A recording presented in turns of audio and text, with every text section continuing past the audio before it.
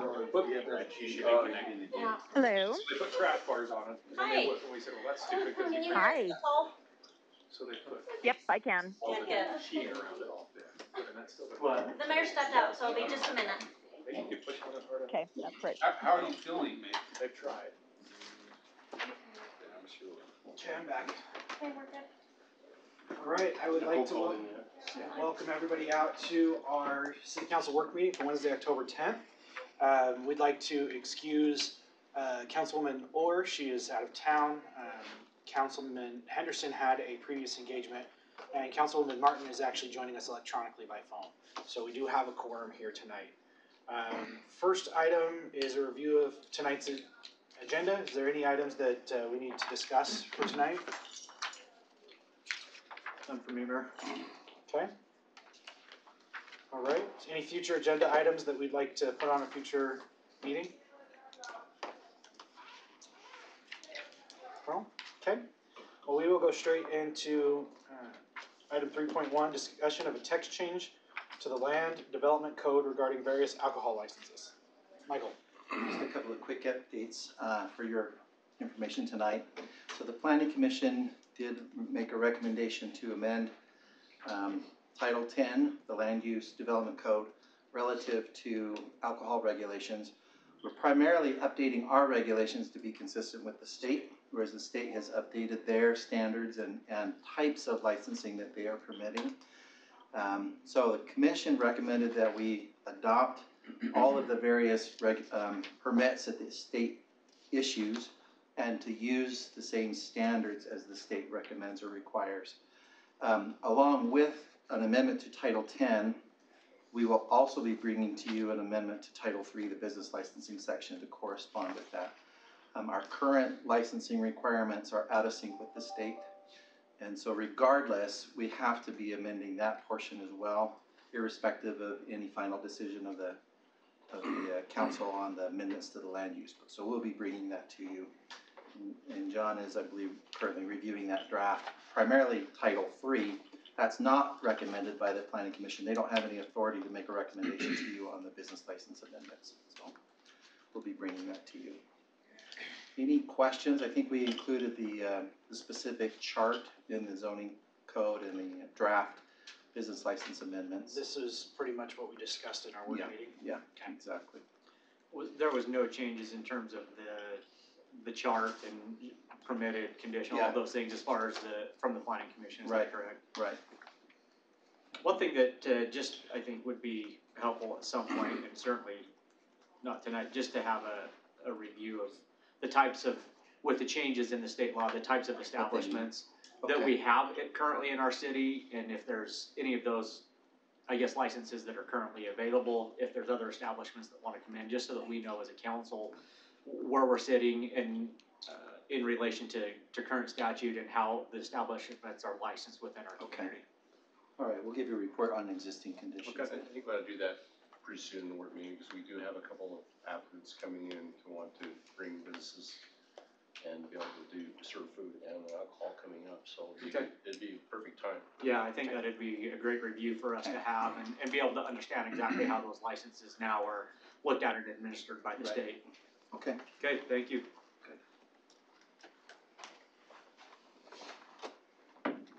All right. We'll move on to the 3.2, which is a discussion relating to the development within the proposed annexation area. So this is primarily an update. We had been talking with the council about a potential need to have an interlocal agreement with the county. We're currently been working on a potential development of about 30 acres within the annexation that the city has been studying, the 267 acres. It now looks, based on the development timeline and the developer's contracts with engineering firms and construction firms, that the only permit we're needing in order to meet the objective from the county is a grading permit. And so in your packet, we put in some bullet points as far as some deadlines and application dates relative to city process. But you'll also notice the second bullet point, we talked about how the applicant needs to submit a grading permit to the county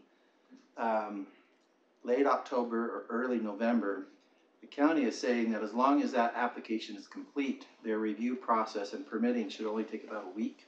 They really need that permit by November 15th. And it appears that they're on track to submit all the material that they need to with the county. So right now, that's the only piece that the county would administer is this grading permit. Everything else would be done through the city. Planning Commission would hold a series of reviews. We would be reaching out to all of our neighbors. Even we're wanting to make sure we notify our adjacent municipalities, make sure they're aware of our project. And then pending the annexation, which would be effective January 1st, then the commission would meet again on January 3rd to essentially ratify their previous work meetings and discussions with the applicant. And we'll be doing a concurrent building permit review, which is done completely at the risk of the developer. That is something that is allowed by city code. It's not uncommon. Other cities do that as an economic development tool as well. So while we're doing the planning and site design review, there'll also be our building permit review at the same time. So ideally, once we have the land use approval from the Planning Commission, we will also be able to issue a building permit immediately following. So this would negate the need of that building permit process to happen in the county, and on some of those things that we talked about earlier. Right. Is that correct? Right. Sure. Yeah, once it became clear that really it was the grading permit that they needed, and that the county had the ability to issue that grading permit without any prior permits or approvals from the County Planning Commission, we felt like that was the optimum process for all parties involved. So we won't be bringing in a local agreement, we'll just be working with the county directly with the developer. And we've been meeting, not regularly, but we've had multiple meetings with the county to discuss this, as well as exchanging emails, phone calls, making sure everybody's on the same page. We've been meeting with the development team, make sure they're aware of the standards of what they need to do to meet our timeline and the county's timeline. And they're comfortable on the county side as far as what we're discussing here, and that. They are. They were a little bit nervous that the county wanted a full civil engineering report or application. As long as they're able to, the county, as long as they're able to do the review as quickly as they implied, that they stated to us, they felt comfortable being able to meet their deadlines with the county. There's things we have to do where there's a letter that Hammy's drafting from our mayor to their mayor, and a few other things that have to happen, and those will all be, so there's still a bunch of steps between now and November 15th, but no council action. Okay. Great. Okay. All right, then we'll move on to discussion relating to building setbacks. Okay. I believe because the mayor and at least one city council member has received an email or a letter from some concerned residents about development here in town center, that the council wanted to have this discussion about talking about setbacks. So in your packet, I included a series of tables out of the residential or the agricultural zone, the residential zone, and the mixed use zone. This is where we allow our residential permits or building permits. So those are all for your reference. The concern that came up here in town center is that the development agreement modifies these setbacks and allows a 5-foot rear yard setback for a single family home. And in some places, modifying a setback actually can be appropriate. This happens to be Alfred's Alley in Philadelphia. It's the longest continuously occupied residential street in America. It's very charming. You know, it has these historic patterns. But if we apply these setbacks in places where they simply don't work very well, as in this case, there's a grade change at the property line. And you can see actually this stub road, that curb wall is essentially at the same height as the top of that 6-foot tall vinyl fence. And you see a little bit better relationship along this property line. So obviously there's times when it's appropriate to modify our design standards or zoning standards, but it has to be carefully used. The development agreements are what they are. Short of the developer willing to come to the city and make an amendment, or potentially us ask the developer to see if they're willing to make an amendment, they're essentially vested. They have this right. But we don't allow this as a standard throughout the city. We currently, as you saw in your packets, we don't allow 5-foot rear yard setbacks in the city. So I don't know if there's additional feedback you want to provide to staff, if there's something you want to change about our existing code to prevent this in the future, or... What I would like to see in the future when we're looking at development agreements is that if there is a request to change a setback from our standards, that the developer comes and shows the planning commission exactly where those setbacks are going to be, and they're specifically tied to specific locations, so that the planning commission can review that and make sure that it's within the intent of what we're planning as a city. One thing that I've seen many cities do whenever you're doing like a planned development or a development agreement is you can modify setbacks, but up to a point where when you're crossing property line. Like in this situation, the homes that were built by Edge, I believe, had a 10-foot rear yard setback. This builder is Century Communities, and they're using the 5-foot rear yard setback. Ideally, they would have mirrored, right? We would have had the same setback on either side of that.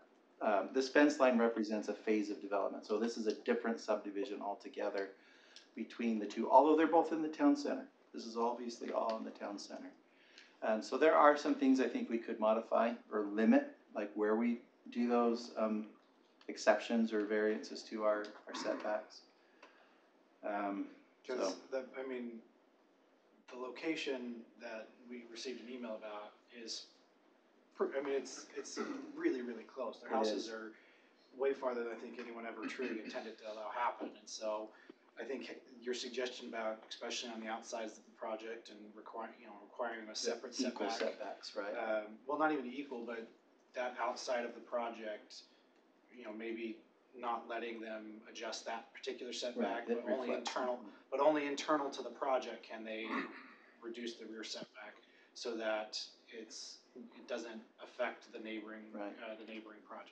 Now, on this particular case, even though we're talking about vested development rights, I have approached Century Communities and asked them if I've explained the problem to them. They readily understood the problem. They want to be good neighbors. They're looking at whether or not they can commit to selling only their smallest footprint floor plan on these, I think it's 4 or 5 lots in this area. They also have, I've proposed that they look at planting a row of columnar trees, like a columnar oak tree, which does really well. It holds its leaves throughout the winter, so it creates a visual screen even through the winter months. They were open to that, and then again, making sure that they follow the grading plan, making sure that we're controlling drainage. So right now, I've made that proposition. I'm waiting for a reply for them. We met last week and went out on site. I thought I would have a response by tonight. Unfortunately, I did not reconnect with the applicant agent, but we are working on that. And I've been in touch with the neighbor who's been most concerned about this as well, letting her know what's happening. Okay. I know, obviously, as you pointed out, there are certain times where it does make sense, and there are certainly times where it doesn't make sense. I would like, just from the planning staff, since you guys are the most familiar with where those situations apply, to identify those to help give us a little more education of where you think it may make sense if it's requested, in those areas that it definitely doesn't, and certainly where you have different developers are bordering subdivisions to each other. I agree that's obviously one that doesn't make sense, so that they don't mirror each other on the same side. The unfortunate thing about this one phase of development is that this is the only area where Century Homes, with that 5-foot rear yard setback, is backing onto a product that's not their own. Everything else within the subdivision, they're essentially affecting their own customers. And in fact, these are the smallest lots in the entire subdivision. So we have a compounding issues. We have different phases of development. We have changes in grading. We have the smallest lots of the whole phase right here. And so it just kind of created unfortunate. When were these projects originally approved? I think I had, do you remember the timing on this? 2016 2016 on the one phase. and 2014? Yeah. So it's been a while, so this is Yeah. showing that the impacts of the decisions and the things we do now affect years down the road, Yeah. so. Yeah, I and think of course, the development agreement itself was 2008. The setbacks were approved in 2008 Yeah, with the Yeah. original approval. right. I think a little bit of the broader discussion on this issue is, and I know that Councilman Henderson is one that's had some concern over Right. setbacks as well. So one, I would request that we look at maybe bringing this item specifically back to a work meeting again when we have the other members here to allow them to be able to express the concerns, because I know that it's more than just myself and the mayor that are sitting here today. Because I think one of the discussions that we may need to visit as a council is there some of these that we don't think for our community is appropriate anytime? Is a 5-foot setback, for a rear setback ever appropriate? And I think that's a question for us to really hash through as a council, again, with a little more input from our planning department, again, of maybe some of those situations that may or may not, definitely be something for us to consider there. I think for a rear yard, for single family, unless it's alley loaded product, I don't think so. It just doesn't make sense. And in fact, the representative for this development essentially agreed that was, you're not creating a usable rear yard for Right. anybody. Right. You're creating a dog run. And yet they're doing it because that's what's allowed. Right. So, And I think that's where it comes down to that broader discussion is granted, there's some agreements out there that allow some of these, but as a matter of policy moving forward for our community, I think if we want to say, because of some experience with these, that we don't think it's valuable to our community, we make that change to not allow that at all moving forward. But again, I think that this is a pretty significant issue, and I want to make sure, I think it's appropriate that we continue this discussion with maybe a little more input from the planning department on other areas where they've seen this be an issue, and let the other council members weigh in. I agree. yeah. Okay, thank you, appreciate We'll it. talk about this some more. All right, presentation of the proposed annexation agreement. Gordon. All right, this is on, for next week, we're looking at an annexation public hearing today in the regular meeting. But we wanted to go over the annexation agreement, the key points. It's in your packet. Oh. Thank you. I don't think we have anything on the slide for this, but because it's just words, I'm gonna print a bunch of words. So, I just wanted to go over some of the key points of the agreement. And, so in the packet, in point 3, zoning the property, we have it, the property would be zoned our TM zone. And the reason for this, as we've talked about, is that in the county, it's currently zoned M1. And our policy has been as we annex properties in from the county, they stay in the same or comparable zone that we would have that would match it, unless we've gone through some planning process that allows for a change. And we haven't done that. And so our policy would be bringing it in the TM zone. However, the property owners had some concern about that and would like to look at some other uses. So we put in this development agreement that after the annexation, that the city would be willing to look at a planning process to look at a number of uses in there, including residential. But that is something we'll talk about a little bit more in detail later.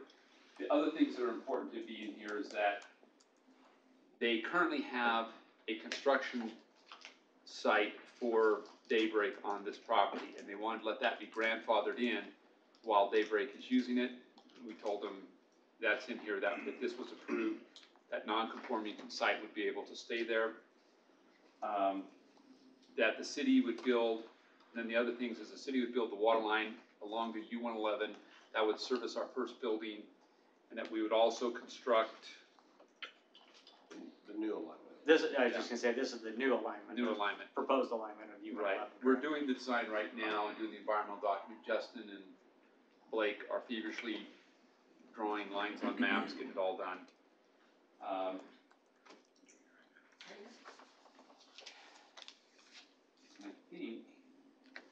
approximately what west is that new? It's about 7,300 west. Approximately 73.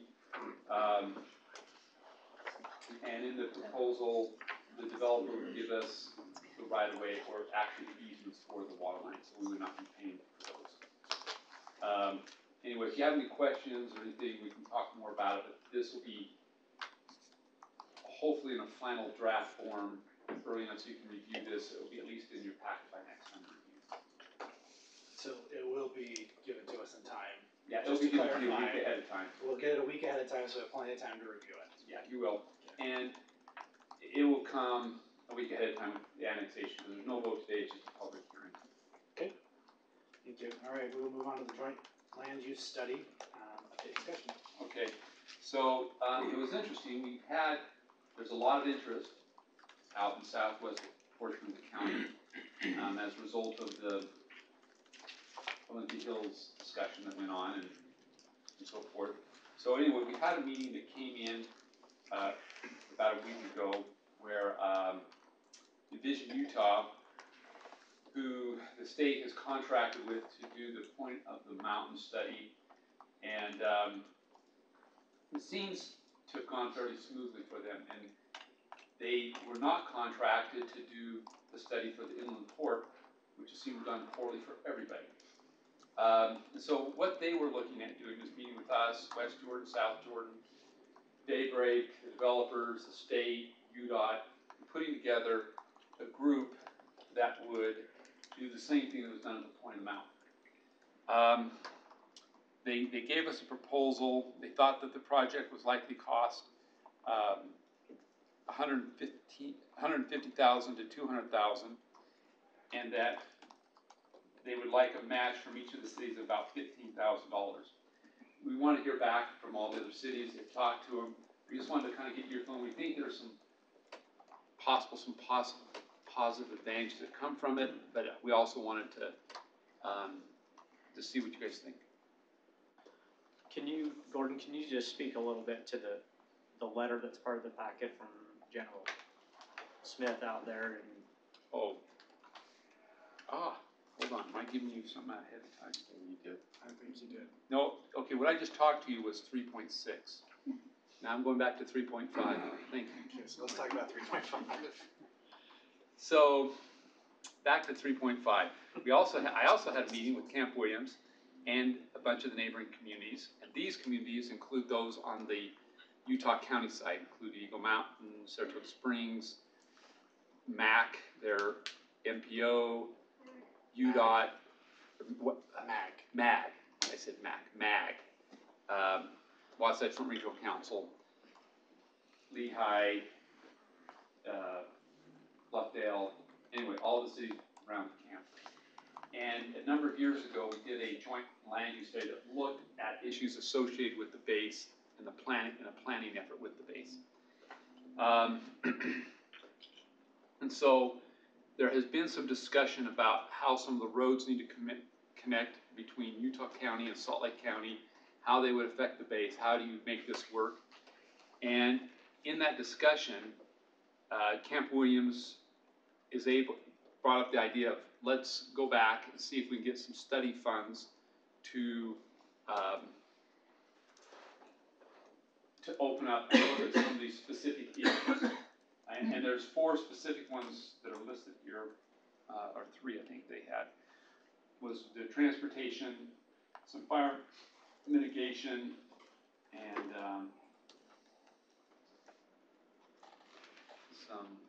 anyway, I'll go through the perimeter security perimeter concerns. security, those are the 3 items. What their proposal is, MAG would be the sponsoring entity. They would receive the funds and then they would hire the contractor to do the study. We would be a stakeholder like we would before. We would have a technical group and a policy group that would attend meetings and direct kind of the process as it goes along. It generally takes about a year and a half. Camp Williams, with all of our effort, would be submitting for the funds, and it would, so at this point, the cost would be nothing to the city other than sending you guys to meetings and us going to meetings, and we do that anyway, so. and we think that there'd be some benefit. Again, what happens when you finish one of these studies, when we did the last one, it opened us up to be able to get APRA funding. You have to do the study processes. Now there's some federal funds that would be available to us if we do this study for fire mitigation up on the mountain, which could include Justin running a water line up there and doing some other things. It could also enhance recreational facilities up there. And so that's part of this study when they talk about the fire mitigation. So staff is extremely supportive, and we want the council to direct us to go ahead and be a part of this and be supportive, and then we'll be bringing you back information. Eventually, we should get a plan that gets adopted on those three things: transportation, security, and fire mitigation. I don't see why we wouldn't be a partner in this. I mean, being a partner in the jailer study previously, we've seen the benefits that have come to our community as a result of that, and this adding basically another potential layer of support for that, I'm fully supportive. Okay. Nicole? I'm supportive as well, of course. Okay. A no-brainer. All right, so you have your three nods. Okay, so any other direction you need from council on that? That's all I need from you. Okay, so why don't we move on to what you were trying to talk about, which was 3.6. Okay, so on 3.6, this is the anthem. I taken a bunch of stuff out of context, so we're gonna go with the anthem commercial. My mind's a little, it's after 5:30, I shouldn't really talk after that. In fact, generally, I don't even talk on these these presentations. The anthem commercial, we have finished up all the documentation of the, let me get to the,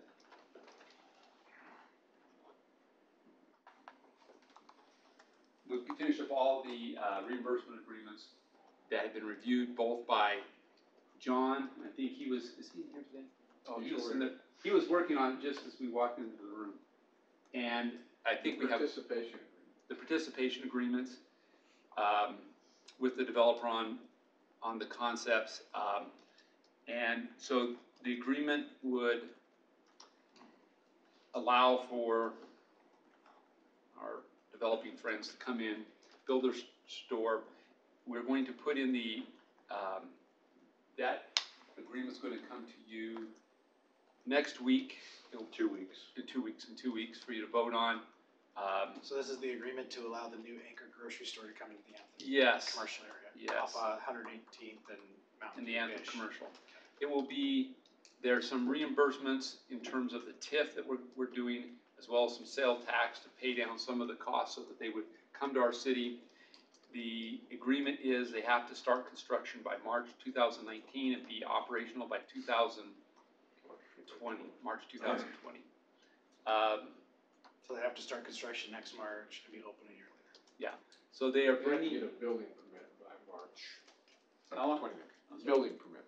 building permits, and the shovels have to hit or whatever, so building permit. That's, But the store open is the thing we probably actually care Yeah. about, so. it's March 2020. And Gordon, Yes. sorry to interrupt. What are the repercussions if they don't meet the deadlines that we put in place? Then their default, we don't give any money. It's all tied back to the TIF, correct? Yeah. And It's those types of everything. So the agreement specifically says these guys have to start, and they have to do it by the timeline outlined, otherwise it just disappears. So there's some great incentive for them to meet that timeline because of the Yeah. tax increment financing that will return to them because they're open and Yes. have business happening. Yeah, not only incentive for the grocery store, but for the developer. For the developer, Both perfect. use funding. All right, so we'll bring that to you. Now, the one thing I wanted to bring up is that it's actually the RDA that's going to be doing that. So in 2 weeks, there's going to be an RDA meeting where the city will be contracting with the RDA and the RDA will be contracting with the developer. So you'll see us having to approve these things twice, once between the city and the regular city council meeting, will adjourn into an RDA, and the RDA is going to make the actual agreement. Is that correct, John? That's what I wanted to explain, so I'm done explaining. Okay. Well, There'll be a whole raft of agreements that you will see. I'm sure, yeah. But Can we if argue it with means, ourselves? if it means that we can get this area moving forward, then let it be. We'll take a raft of agreements. Yes, so, in your packet for the next item, 3.7, we were talking about surplus property. We brought these to you before. The city owns, oh, this is the PowerPoint. Oh, never mind. I wasn't listening. Oh, this is it right here. So the city owns 2.49 acres right here. We've had a number of inquiries of people wanting to purchase it. And we have an appraisal coming in on this. And so we don't want to move forward if we were tonight looking for directions, if we're ready to try to entertain offers and get to the highest and best use and bring you some numbers to see if you want to sell that. But we wanted to make sure before we get aggressive that this is a piece of property you guys want to sell. Yeah, we're bringing back this because we've actually had conversations with the mayor and council over the last month about this parcel and another one we'll talk about that we looked at them hard to see what could else go for park space, what won't work as well. And I believe we got some nods from all of you that saying, yeah, go ahead and look at doing this, but we're looking at for our official nod on the record to get out and see what we can do with this property and the other one. And then we'll bring back the proposal and get something, let's do, and then we're still looking for other park sites, let's do up the Main Street as they Well, and the continue. Arches Park that we just Yeah. did the groundbreaking on is right there, right? Right, correct. So it's not like this area doesn't have any. No, but we're still looking, we've heard, we've been sensitive to what the residents have said and what the council's directed us to do, we're still looking for And that's the locations. dental office that's right next to it?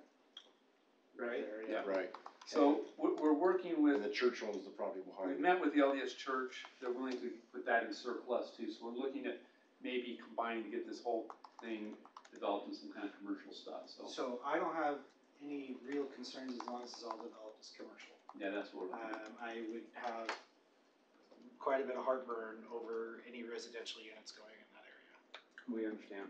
This is already zone C2, so we would anticipate that this whole thing will be zone C2. And we've general planned the whole thing already C2 commercial. So that was one of the actions. What we is the did. church property? It's currently zoned, I think, R210, but the general plan calls it out as commercial, so they would have to amend the general plan before. They could, well, They they could could use potentially this- develop it. They could use the zoning that they have, but that's nothing that We can will, stop yeah, anyways. but we may even, we're addressing that with them. Okay. So we're trying to get this all. Yeah, if that's all commercial, I don't really have any concern with it. Well, one of the things we're looking at is some rehab kind of things that might go back there. It'd be medical facilities for people that have their knees replaced and wanna just sit around for 3 weeks. Sounds great.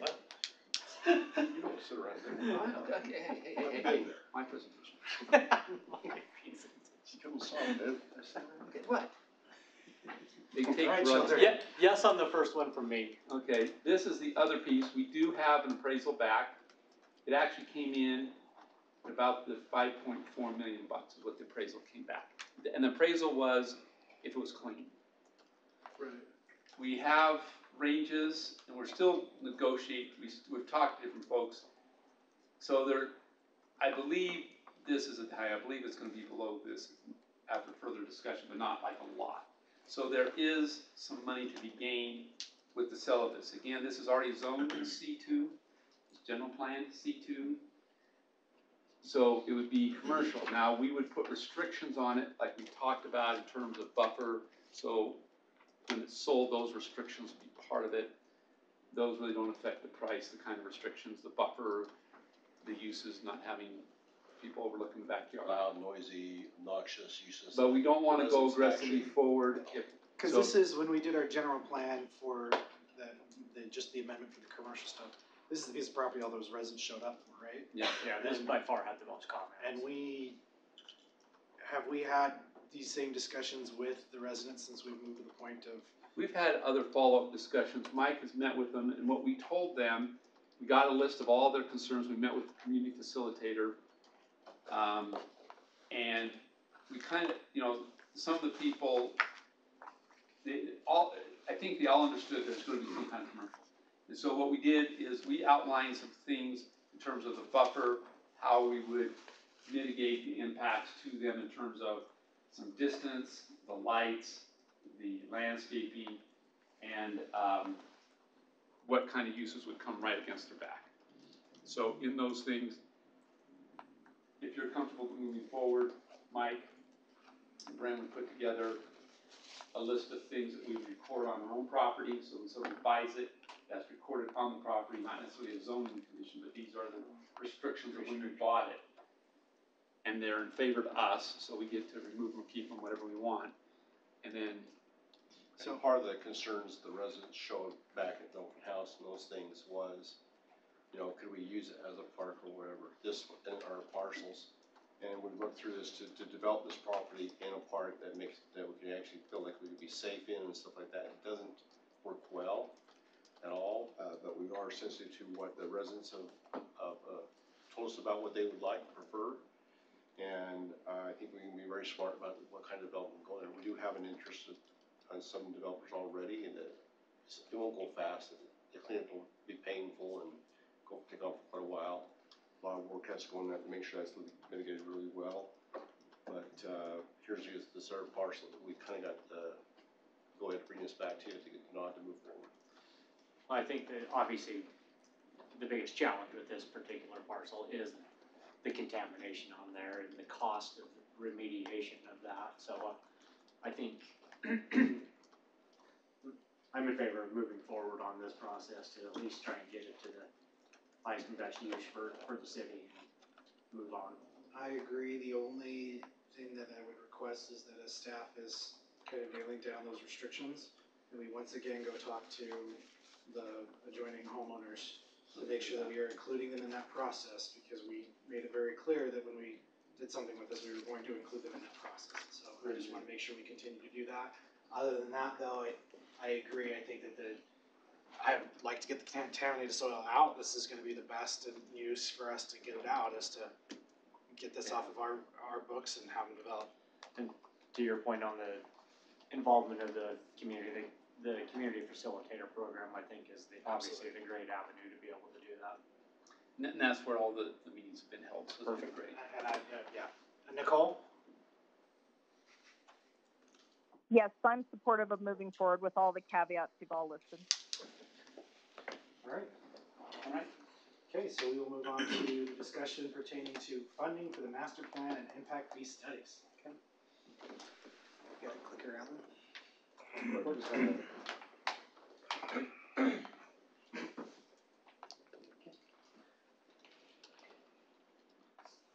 Let's stand right here.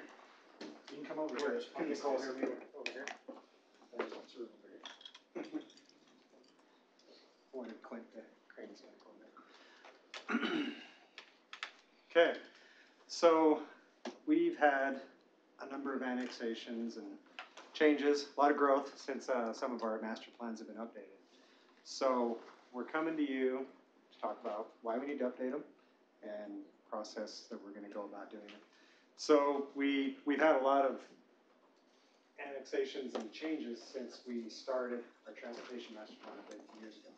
Every time we get to the point where we think we're ready to bring it and get adopted, we annex something else in, or something changes and we have to kind of go back. And then every time we do that, we go talk to John and our population's all changed and we have to basically start the whole front end of the report over. And so it's been a challenge for us.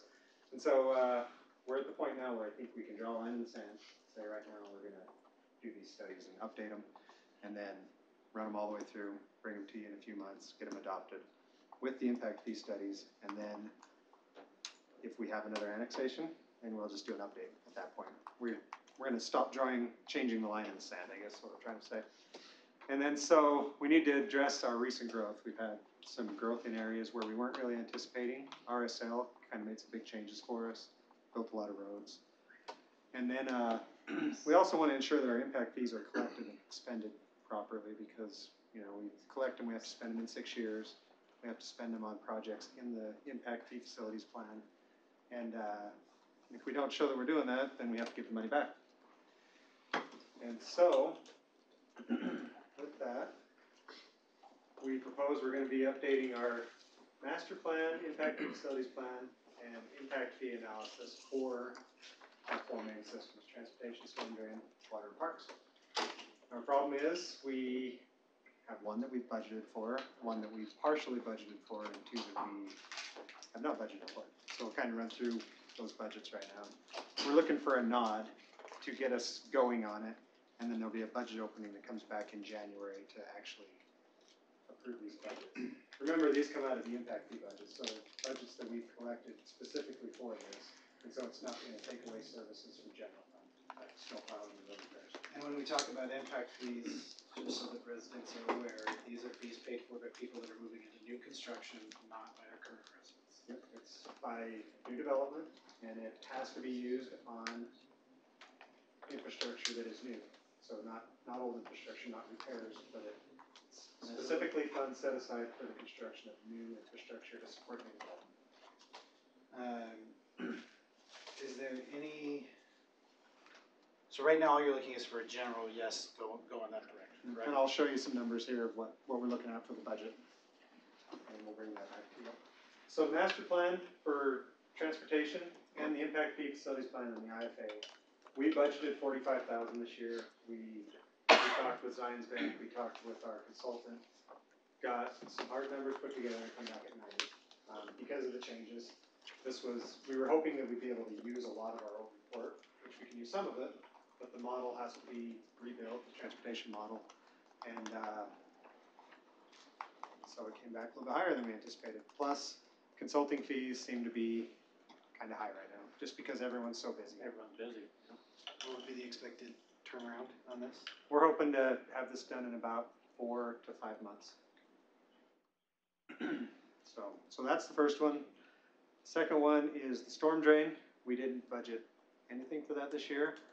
Part of the reason for that was the Danzy annexation. We had in the agreement that we were going to update these studies when they came into the city.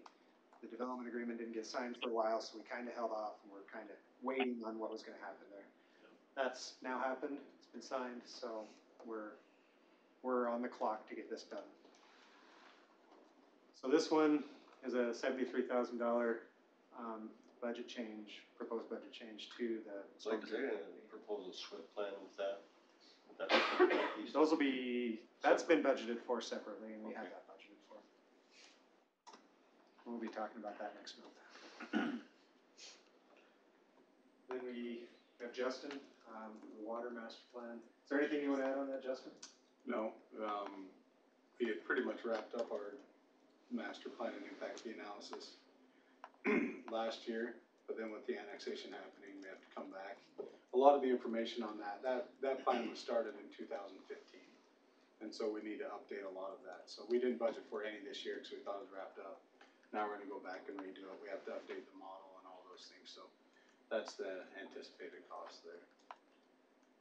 So those are the main ones that we are going through. Parks was already budgeted for, and they have enough to move forward with theirs. Want to give a couple of words of, caution on this. We're going to get through this. We're doing a general plan update. So when the general plan update finishes, we're going to have to come back and update all these. So as we've talked with the consultant, we said, let's write this so the update is really easy. That's not rare to do an update. Often, Spanish Fork City, I talk to them, they do theirs every year. And it keeps you on the good side of the Home Builders Association and those folks that, challenge these from time to time. They want to make sure that you're spending their funds properly. So we will be back next year's budget asking, and it'll probably be a lot smaller amount because it'll just be an update for some changes like this proposed Kennecott annexation and things like that. And when we change the general plan, we'll have some areas that'll adjust the densities and what type of development's going to go in. So being a growth city. Yep, growing cities update often, and really at a minimum you should update every 5 years. So Blake, the point I was going to make, I think you briefly made, which is these impact fees are scrutinized, and so I actually was pleased with the point you made about our city doing less of the work and more of it being done by consultants, simply so you have the neutrality. because they are being scrutinized, and more especially in these fast-growing communities. So I'm supportive moving forward with all of these. Okay, thank you. I got it. I'm supportive, Okay. absolutely.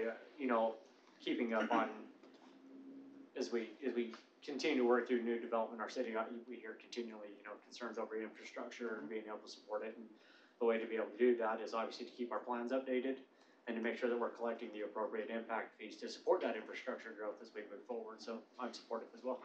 Yeah, go for it. Great. We'll be bringing them to you soon. Thank you. Okay. All right, we'll move on to the last item for our work meeting, which is city manager updates.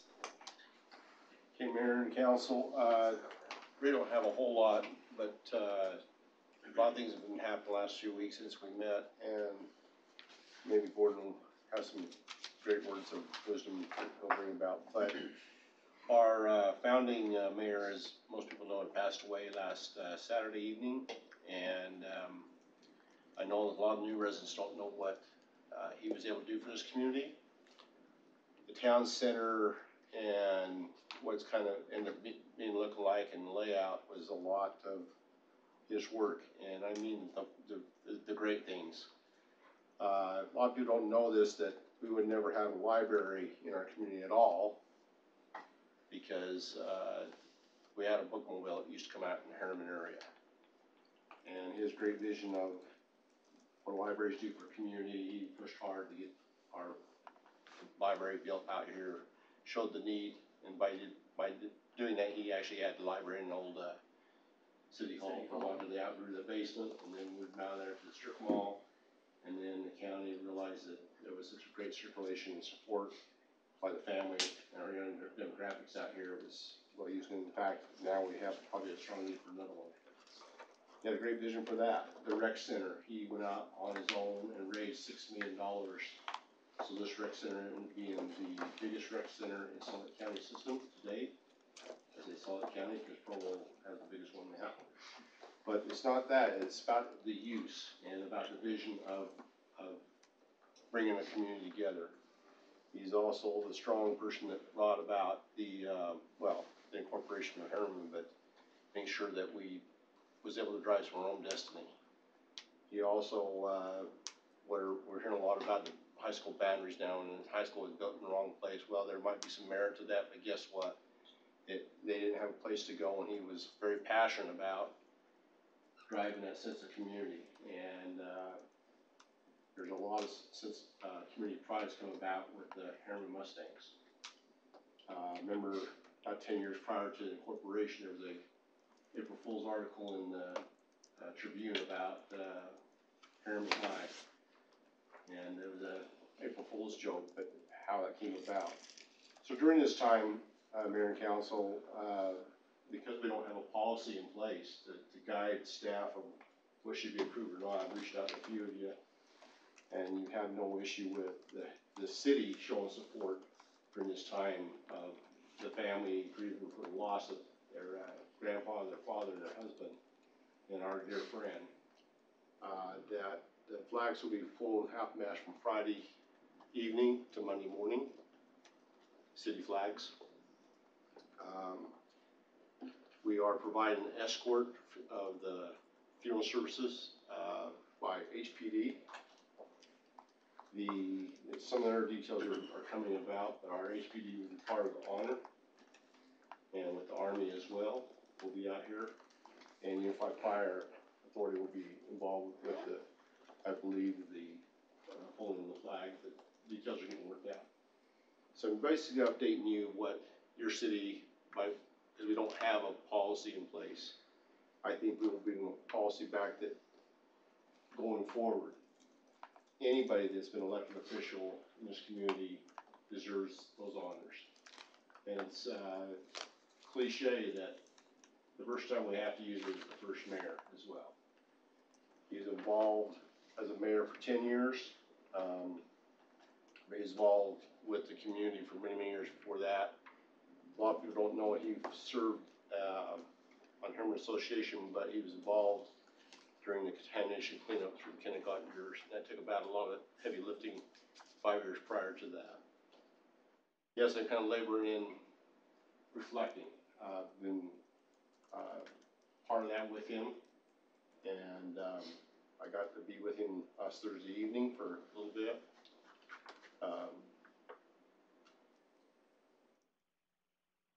Whether the residents of Herriman like what we've become or not, they cannot avoid to look around and see the great things that have happened. He is one of honor. He is one that believed in our youth, believed in our school systems. He believed in making places for families to gather and for the community to gather and have a strong sense of community pride. So we owe him quite a bit, in my opinion.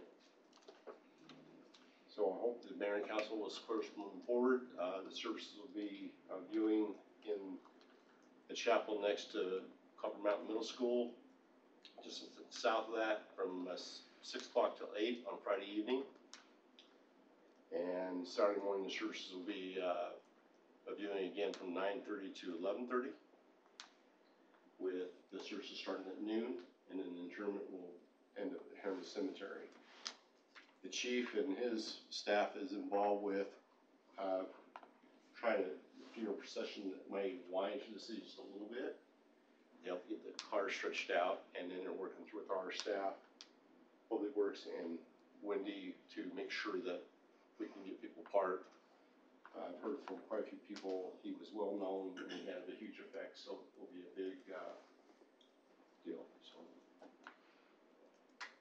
that's hard to top that one, what's been going on. But I want to say that our first few weeks of HPD has been phenomenal. And she's got a chief's report, but as your city manager, it's really nice to know the people we've been able to bring on, they're already very well liked. We have one in the room tonight that, if you don't feel liked and loved already, I don't know what, but when he's told me, he says, I want Marcus Lopez at every event we have going on. So, it's been a good thing, and watch our employees come together as a family unit. And had a few bumps in the road, chief, but like they predicted, we'd have more calls. We already get more calls. Your public believes and loves having your own police department. Covered that over and over again. And I know you'll hear the rest about the chief's report, probably things you want to know about here, but that's his lane to, and I said, he has some bragging rights coming out. You've done very well, chief. Thank you. I couldn't have done it without you. Thank you. Jose was a hit with the kids. Yeah. Meet HPD now. Terrified the parents. How many push-ups did you do? Like 1,000. Are you looking for any specific direction? The only thing I would also want to see if Gordon has any updates. We've not been able to collaborate through the day. No, I think you know where we're at. We could go into a close, maybe handle most of the items, and then see if we want to do that now. If we can have time for close, to do the close meeting now. I think if we can get through it, absolutely. Fantastic. Nicole, if you'll just hang on, we'll do what we need to do to go to get ready to go to close, and then So all those things. I will accept the motion to move to Good. meeting. So I'll make a motion to temporarily recess our city council work meeting to convene in a closed session for the purpose to discuss the purchase, exchange, or lease of real property as provided by Utah Code annotated 52-4-205. I'll second. Okay, Nicole? Yes. Spank? Yes. I vote yes. Thank you, we're moving into closed meeting. So those that deal with property and that